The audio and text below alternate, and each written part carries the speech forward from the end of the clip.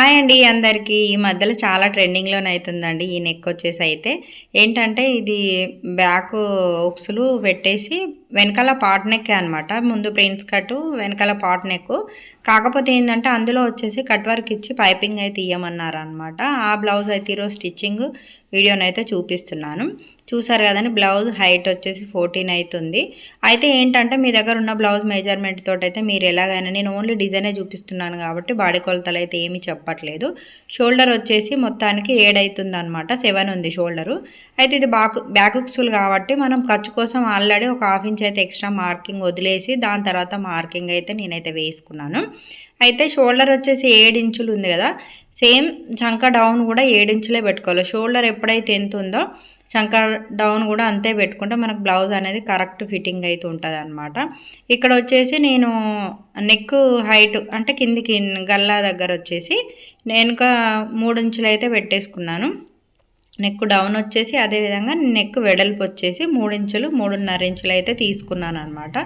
చూసారు కదా ఒకసారి ఖర్చులు వదిలేసి 3.5 ఉంది ఇప్పుడు మనకు. అంటే నెక్ వెడల్పు వచ్చేసి ఇక్కడ హైట్ వచ్చేసి నేను 3 ఇంచులే తీసుకున్నాను. అదేవిధంగా కింద కప్పు దగ్గర కింద నెక్ వచ్చేసి కూడా సేమ్ అదే మెజర్మెంట్ తోటి అయితే తీసుకున్నాను. అంటే 3.5 తీసుకున్నా పైనుంచి కింది వరకు అయితే నేను అలా మార్కింగ్ అయితే వేసుకున్న తర్వాత ఇప్పుడు మన దగ్గర అయితే క్యాన్వాక్ పేపర్ అయితే ఉంటుంది కదా, సేమ్ మనం ఈ బ్లౌజ్కి ఏ మెజర్మెంట్ తోటి అయితే నెక్ కట్ చేయాలనుకుంటున్నామో అదే మెజర్మెంట్ అయితే మనం క్యాన్వాక్ మీద అయితే తీసుకోవాలబ్బా. ఇప్పుడు సేమ్ ఖర్చుతోటి కలిపే దీని మీద కూడా మార్కింగ్ అయితే వేసుకోవాలి. ఇప్పుడు ఖర్చుతోటి పావించు మార్కింగ్ అయితే ఫస్ట్ అయితే వేసుకోండి, ఖర్చు వదిలేసుకొని దాని తర్వాత మిగతాది మార్కింగ్ అయితే వేసుకోవాలి. నేను నెక్ వెడల్పు వచ్చేసి 3.5 అయితే తీసుకున్నానని చెప్పాను కదా, మీకు డౌట్ ఉంటుందని మళ్ళీ నేను క్లియర్గా ఇట్లా చూపిస్తున్నానండి. మళ్ళీ మీకు డైరెక్ట్ క్యాన్వాక్ పేపర్ మీద కూడా కట్ చేసుకోవచ్చు మనం డిజైన్, కానీ అర్థమవుతుంది కాదనే ఉద్దేశం మీద కొత్తగా స్టిచ్చింగ్ చేసే వాళ్ళకైతే కొంచెం కన్ఫ్యూజ్గా ఉంటుంది కాబట్టి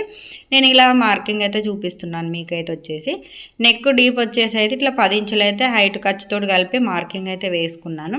ఇలా వేసుకున్న తర్వాత నెక్ వెడల్పు వచ్చేసి 3.5 సేమ్ అదే విధంగా 3.5 ఈ విధంగానైతే మార్కింగ్ అయితే మీరు వేసుకోండి.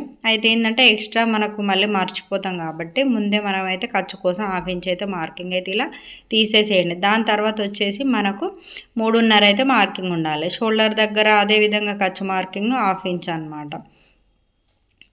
ఇలా తీసుకున్న తర్వాత వెడల్పు 3.5 అయితే మార్కింగ్ వేసుకోండి. అయితే కింద వెడల్పు అనేది మీ ఇష్టం అండి. 3.5 తీసుకుంటే వెడల్పు నెక్ అయితే అయిపోతుంది అనమాట. వెనకాల వచ్చేసి మీరు కావాలంటే 3 ఇంచులు కూడా తీసుకోవచ్చు. కింద హోల్ వచ్చేసి అంటే పాట్ నెక్ టైప్లో ఉంటుంది కాబట్టి స్కాలప్ వచ్చేసి దానికోసం అయితే మీరు 3 ఇంచుల వెడల్పు కూడా 2.5 కూడా తీసుకోవచ్చు. కాకపోతే నెక్ వెడల్పు అనేది కొంచెం చిన్నగా అవుతుంది, అందరూ పెద్దగా వేసుకోరు కదా, అందుకని ముందే చెప్తున్నాను అనమాట. అయితే నేనైతే పైన వచ్చేసి ఇప్పుడు బోట్ నెక్ మోడల్ కాబట్టి మనము స్టిచ్చింగ్ చేసేది అయితే ఇలా మనమైతే మార్కింగ్ అయితే వేసుకోవాలి. మీకు కొంచెం మీదికి ఉండాలి, లేదు ఇంకా మాకు ఇక్కడ షోల్డర్ దగ్గర కట్టేసినట్టు అవుతుంది అని అనుకుంటే మీరు కొంచెం వెడల్పు ఇట్లా మార్కింగ్ అయితే వేసుకోవచ్చు. ఒక 1 ఇంచ్ అయితే మనం మార్కింగ్ వేసుకొని అలా మూలకు రౌండ్ అయితే గీసుకోవాలన్నమాట. ఆ తర్వాత వచ్చేసి కింద నేను వెడల్పు నెక్ కోసం అయితే వెడల్పు అయితే మార్కింగ్ అయితే వేసుకున్నాను. అయితే ఇక్కడ మనం క్రాస్ డిజైన్ రావాలి, ఫోటోలో చూపించే విధంగా క్రాస్గా రావాలి కాబట్టి కింద పాట్ వచ్చేసి ఇప్పుడు నేను చూసారు కదండి ఎంత మార్కింగ్ వేసాను, 2.5 ఇంచులు అయితే వేసుకున్నాను. మీరు 1.5 వేసుకుంటే ఇంకా కొంచెం కిందికి వస్తుంది అనమాట. ఇప్పుడు మీకు ఎంత కిందికి రావాలి, కింది నుంచి డిజైన్ రావాలా కొంచెం పైనుంచి రావాలా అనేది మీ ఇష్టం అనమాట. ఇప్పుడు మనం అక్కడ పైన నెక్ దగ్గర అయితే మనం మార్కింగ్ అయితే వేసుకుని అక్కడి నుంచి ఈ లైన్కు కనుక మనం మార్కింగ్ వేసినట్టయితే మనకు షేప్ అనేది వచ్చేస్తుంది. చూసిరు కదా ఇప్పుడు ఇలాగనమాట.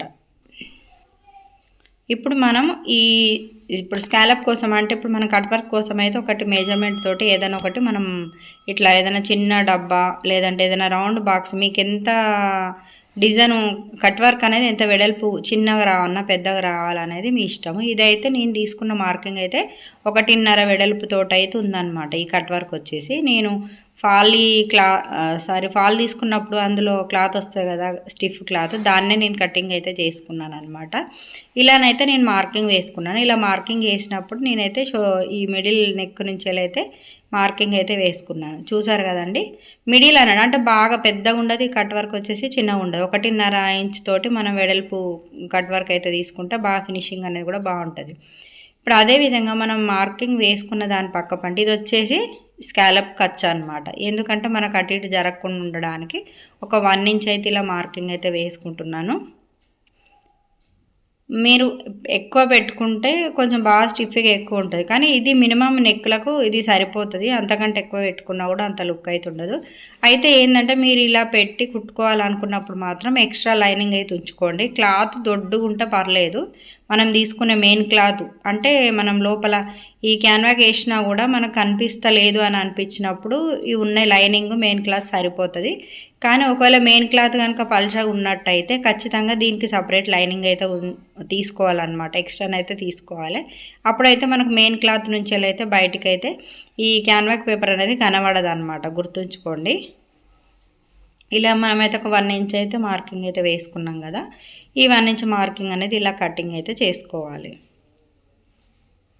ఇక్కడ చూస్తున్నారు కదా, నేను షోల్డర్ దగ్గర అయితే జాయింట్ అనేది కట్ చేయలేదు. ఎందుకంటే ఇప్పుడు మనం స్టిచ్చింగ్ చేసేటప్పుడు ఇట్లా ఓపెన్ కాకుండా మనకి ఎంత మార్కింగ్ వేసుకున్నామో అదే మార్కింగ్ తోటి అయితే మనకు వస్తుంది. తర్వాత మనం మిడిల్ అయితే కటింగ్ అయితే చేసుకోవచ్చు అనమాట. మీరు ఎలాంటి డిజైన్ బ్యాక్ తీసుకోవాలన్నా సరే అండి, ఇదే మెథడ్లో కనుక మీరు కట్ చేసుకున్నట్టయితే వెనకాల ఎంత కొత్తగా స్టిచ్చింగ్ చేసే వాళ్ళకైనా చాలా ఈజీ ప్రాసెస్ అనమాట ఇదైతే. కాకపోతే ఏంటంటే కొంచెం స్లోగా స్టిచ్చింగ్ చేయబడుతుంది, కానీ సేమ్ ప్రాసెస్లో కటింగ్ ఏ డిజైన్ అయినా సరే వెనకాల పార్ట్ నెక్ వచ్చేసి అలాంటప్పుడు కట్ చేసుకుంటే సరిపోతుంది అనమాట. ఇక మొత్తానికైతే ఇదైతే కటింగ్ అయితే అయిపోయింది కదా. స్టిచ్చింగ్ అయితే చూద్దాము. అయితే ఇది బ్యాక్ హుక్స్లు కాబట్టి నేను మిడిల్ అయితే కట్ చేసుకుంటున్నాను. సపరేట్ అయితే పీసులు ఉంటాయి కదా, దానికోసమని నేను ఈ మిడిల్ అయితే కట్ చేస్తున్నాను. మనం డిజైన్ కట్ చేసేటప్పుడు కట్ చేయొద్దు. ఈ రౌండ్ మొత్తం కటింగ్ అయిపోయిన తర్వాత వాటిని అయితే పీసులను సపరేట్ అయితే చేసుకోవాలి. ఇప్పుడైతే నేను లైనింగ్ అండ్ మెయిన్ క్లాత్ అయితే జాయింట్ చేసుకుంటున్నాను. ఒక సైడే, అది కూడా ఎక్కడంటే నెక్ సైడ్ అనమాట. హుక్స్ల సైడ్ ఒకటి పెద్ద కుట్టు వేసుకొని జాయింట్ అయితే చేసుకుంటే సరిపోతుంది. ఇప్పుడైతే ఇది క్యాన్వాక్ అయితే మనమైతే దీనికైతే జాయింట్ చేసేద్దాము. నేను ఇప్పుడు ఎక్కడ ఇస్తున్నాను చూడండి, లైనింగ్ పైన మెయిన్ క్లాత్ వచ్చేసి కిందికి ఉంది. లైనింగ్ పైన ఈ పేపర్ అయితే పెట్టేస్తాను అనమాట. నేనైతే ఐరన్ చేయట్లేదు, డైరెక్ట్ అయితే స్టిచ్చింగ్ అయితే చేస్తున్నాను. మీరు ఇలా పేపర్ పెట్టేసిన తర్వాత గుండు పిన్నులు ఉంటాయి కదా, మనకు ఇది షాప్లో దొరుకుతాయి, లైనింగ్ షాప్లో కూడా దొరుకుతాయి. ఈ గుండు పిన్నులు లాంటివి మనకు ఇట్లా అడ్జస్ట్మెంట్ చేసుకొని కరెక్ట్ చూసుకొని మనకు ఎక్కడ ముడత అనేది రావద్దు. ఒకవేళ మీరు స్టిచ్చింగ్ చేసేటప్పుడు మీకు కంఫర్ట్గా లేదనిపిస్తే ఆ టైంలో అవి తీసి కూడా మనం స్టిచ్చింగ్ అయితే వేసుకోవచ్చు అనమాట. ఇలా స్లోగా చూసుకుంటూ అయితే నేను ఇలాంటి డిజైన్ ఎప్పుడు స్టిచ్చింగ్ చేసినా చాలామంది దానిపైన స్టిచ్చింగ్ అయితే మార్కింగ్ వేసుకుంటారు. కానీ నేను అలా కాదండి, కరెక్ట్ ఎడ్జ్లోనైతే స్టిచ్చింగ్ అయితే వేసుకుంటా. ఇట్లా ఎడ్జ్లో స్టిచ్చింగ్ అయితే వేసుకున్నప్పుడు ఏమవుతుందంటే డిజైన్ ఫినిషింగ్ అనేది బాగుంటుంది. అంటే మనం ఉల్టా తీసి కొంచెం బ్లౌజ్ అనేది ఐరన్ చేసినా కూడా మస్తు ఉంటుంది అనమాట. ఈ క్యాన్వాక్ పేపర్ మీద స్టిచ్చింగ్ వేసి మనం కట్ చేసినట్టయితే మన కుట్టు ఎక్కడుందో సేమ్ అదే డిజైన్ కనిపిస్తుంది. అంటే కొంచెం మనం ఏదైనా చిన్న పొరపాటు చేసి కుట్టు కొంచెం అటు ఇటు అయిందనుకో అదే విధంగా కనిపిస్తుంది. అదే ఇప్పుడు నేను లాస్ట్లో ఇప్పుడు ఇట్లా చివరన కుట్టు కనుక వేసుకున్నట్టయితే మనకు ఫినిషింగ్ కొంచెం మన కుట్టు అటు ఇటు తేడా అయినా కూడా ఫినిషింగ్ బాగా కనిపిస్తుంది అనమాట. నాకైతే ఇది ఒకటి నా స్టిచ్చింగ్లో నాకు ఇది మాత్రం నచ్చుతుంది అనమాట. ఇట్లా మొత్తానికి చివరి నుంచి ఒక కుట్టు అయితే స్లోగా మెల్లమెల్లగా టంచన్ లేపుకుంటూ స్టిచ్చింగ్ వేసిన తర్వాత ఇలా ఒక్క పావించు గ్యాప్ ఉంచుకోండి. నెక్ దగ్గర ఎప్పుడైనా మనం నార్మల్గా బ్లౌజులు అయితే కట్ చేసినప్పుడు పావించు గ్యాప్ ఎలా ఉంచుకుంటామో సేమ్ అదే విధంగా ఒక్క పావించు గ్యాప్ తోటి అయితే ఈ విధంగానైతే నీట్గా కట్ చేసుకోండి. ఏమాత్రం లోపలికైతే వెళ్ళనీయకండి, ఎందుకంటే మనం ఉల్టా తీసినాక ఈ క్లాత్ వచ్చేసి మొత్తం మళ్ళీ పోగులు బయటకు వచ్చే ఛాన్స్ ఉంటుంది. కరెక్ట్ మినిమం పావించి ఉండాలి. ఇలా పావించి మార్కింగ్ తోటి కట్ చేసుకున్న తర్వాత అక్కడక్కడ చిన్న చిన్న టక్స్ అయితే ఇవ్వండి. మూలల దగ్గర వచ్చేసి మీరు ఇచ్చే టక్స్ని బట్టి మీ డిజైన్ ఉల్టా తీసినప్పుడు చాలా క్లియర్గా నీట్గా అయితే ఉంటుంది అనమాట. ఇలా లైట్గా వేలుతో అడ్జస్ట్మెంట్ చేసుకుంటూ బాగా టైట్గా లాగకండి, ఎందుకంటే వెనక నుంచి క్లాత్ అనేది లోపల నుంచి బయటకు వచ్చే ఛాన్స్ ఉంటుంది. కాబట్టి కొంచెం స్లోగా చూసుకుంటూ అయితే ఇలా వర్క్ అయితే వేసుకోండి.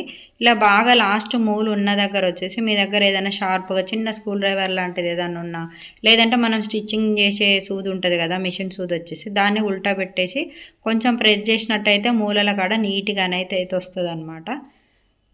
ఇలా అడ్జస్ట్మెంట్ చేసుకున్నట్టయితే ఇట్లా నేనైతే ఏం చేస్తానంటే, అంటే మీరు కావాలంటే కింది సైడ్ హెమ్మింగ్ కూడా చేసుకోవచ్చు, మనం పైపింగ్ చేసినాక హెమ్మింగ్ చేసుకోవచ్చు.